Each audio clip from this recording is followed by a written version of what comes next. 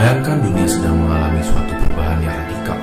Perkotaan berkembang pesat 2-5, bahkan 10 kali lebih besar dari sebelumnya. Kuda digantikan oleh mobil, surat menyurat digantikan oleh telepon, dan pabrik yang biasanya membuat 1 produk per hari sekarang dapat membuat 10 produk per jam. Akan tetapi, kamu masih tinggal di dalam rumah seluas 25 meter persegi bersama dengan 2 keluarga lainnya. Di atasmu ada 3 keluarga lagi, dan di bawahmu ada 3 keluarga yang berbeda. Kapitalisme memang memimpikan dunia yang terus meningkatkan taraf hidup semua orang yang bekerja.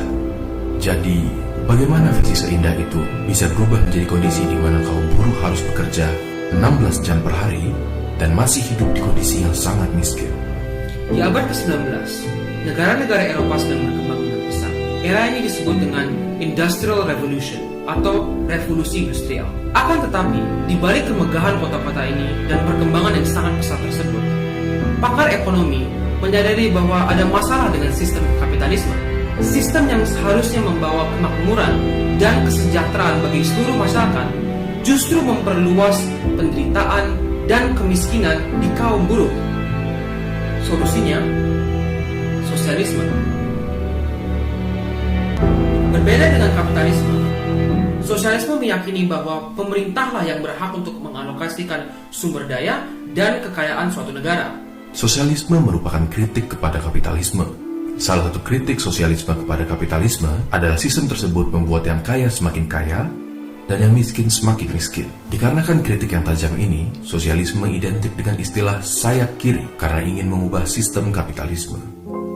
Louis Blanc, seorang pakar ekonomi, mengatakan bahwa sosialisme adalah sistem ekonomi di mana semua orang mendapat pekerjaan dan tiap orang dibayar dengan gaji yang setara dengan pekerjaan mereka masing-masing. Blanc merasa bahwa pemerintah harus mampu membuka bisnis untuk membuka lapangan pekerjaan, dan dia juga menyatakan untuk setiap orang sesuai dengan kemampuan mereka dan kepada setiap orang sesuai dengan kebutuhan mereka. Selain Blanc, Robert Owen, seorang pengusaha yang kaya raya, juga mengatakan bahwa kapitalisme adalah sistem yang kejam, dan dia menyarankan perusahaan-perusahaan seharusnya diganti oleh koperasi. Pemikir Jerman J.C. Alcimon meyakini bahwa kapitalisme akan menghasilkan penderitaan dan pengangguran dalam skala yang besar, dan ada banyak lagi pemikir sosialis yang ingin mengubah sistem kapitalisme.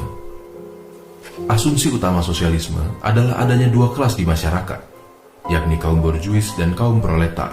Borjuis merupakan kaum yang memiliki modal dan alat-alat produksi, sedangkan kaum proletar adalah mereka yang tidak memiliki modal dan alat-alat produksi, tetapi demi bertahan hidup, mengoperasikan modal dan alat-alat produksi tersebut untuk mendapatkan upah. Kaum borjuis memiliki keinginan untuk menjadi kaya sehingga memiliki kecenderungan untuk menindas pekerjaannya dengan memberi upah yang kecil agar produk yang dibuat bisa dihargai lebih murah. Terlebih lagi, keuntungan atau profit yang berasal dari penjualan akan masuk ke kantung para borjuis. Bila pekerja protes untuk mendapat gaji yang lebih tinggi atau penghidupan yang lebih layak, maka para borjuis dapat memecat mereka dan menggantikan posisi tersebut dengan orang lain. Memang, banyak sekali pemikir sosialis yang menentang hal tersebut. Akan tetapi, sosialisme dibuat populer oleh Karl Marx. Nah, menurut Marx, sosialisme bukanlah hanya sebuah sistem, melainkan suatu proses untuk meraih suatu sistem yang lebih ekstrim, yaitu komunisme. Walaupun komunisme dan sosialisme sama-sama berdiri di sayap kiri, tidak semua sosialis sama dengan komunis. Bahkan, banyak penganut-penganut sosialisme menentang komunisme. Di dalam sosialisme, properti pribadi akan diganti dengan kepemilikan bersama, kekuatan politik dan ekonomi akan dimiliki oleh negara, pajak yang tinggi akan diterapkan dan perusahaan akan dikuasai oleh negara. Akan tetapi, sosialisme masih memiliki elemen kapitalisme di mana individu memiliki self-interest dan harus diberikan upah untuk bekerja. Konsep negara dan uang juga masih ada dalam sosialisme. Sedangkan pada komunisme, negara, perbedaan kelas, kepemilikan pribadi, bahkan uang akan hilang. Manusia akan hidup bersama-sama dalam ikatan persaudaraan, dan manusia akan kerja hanya untuk memproduksi barang-barang yang dibutuhkan, bukan untuk mencari upah. Ide Marx terbukti diterima oleh khalayak ramai.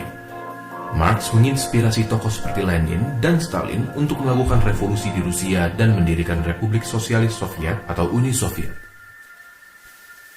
Perseteruan antara sistem sosialisme dan kapitalisme berujung pada perang dingin antara blok timur dan blok barat. Ketika blok barat memenangkan perang dingin, ide-ide sosialisme mengalami kemunduran. Negara-negara seperti Jerman Timur, Polandia, Hungaria, Vietnam, Kamboja, dan lain-lain mulai meninggalkan ide-ide sosialisme dan memegang ide-ide seperti pasar bebas dan kapitalisme.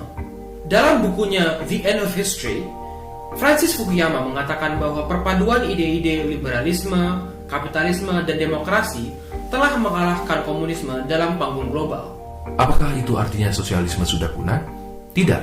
Sosialisme masih ada dalam bentuk yang lebih demokratis dan modern, di mana pemerintah berperan untuk meningkatkan kesejahteraan rakyat melalui program sosial dan regulasi pasar. Contohnya, di negara-negara Skandinavia, di mana pelayanan kesehatan dan pendidikan disediakan secara gratis, tetapi nilai pajak yang harus dibayar sangat tinggi. Bisa dikatakan, kebijakan seperti transportasi umum, BUMN, dan subsidi terhadap sembako dan bahan bakar minyak beranjak dari pemikiran sosialisme. Pada intinya, jika hasil suatu kebijakan dapat dinikmati secara umum, maka biayanya juga harus ditanggung secara umum. Sementara ide-ide Marx dan sosialis radikal yang lainnya masih ada di zaman ini, negara-negara yang masih setia kepada ideologi tersebut sudah kehilangan kuasanya, maupun dari segi politik maupun dari segi popularitas.